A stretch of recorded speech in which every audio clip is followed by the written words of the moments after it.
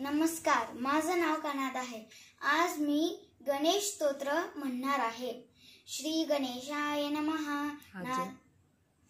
श्री गणेशाय नमः. नारदुवाच प्रणम्य शीर्षा देवं गौरीपुत्रं विनायकं भक्तावासं स्मरे नित्यं आयु कामार्थ सिद्धये. प्रथमं वक्रतुण्डं च एकदन्तं द्वितीय कृष्णपिङ्गाक्षं गजवक्रं चतुर्थकं लंबोदर पंचमं च षष्ठविकटमेव च सप्तमं विघ्नराजेन्द्रं धूम्रवर्णं तथाष्टकं नवमं भालचन्द्रं च दशमं तु विनायकम् एकादशी गणपति द्वादशं तु गजाननं.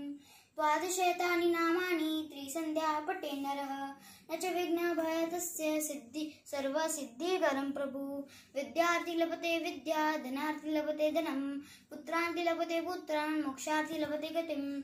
जपेत गणपति स्तोत्र षड्भिर्मासे फलं लभेत्. संवत्सरेण सिद्धिं च लभते नात्र संशयः. अष्टभ्यो ब्राह्मणेभ्यः लिखित्वाय समर्पयेत्. तस्य विद्या भवेत् सर्व्या गणेशस्य प्रसादतः. इति श्री नारद पुराणे संकटनाशनं श्री गणेश स्तोत्रं संपूर्णम्.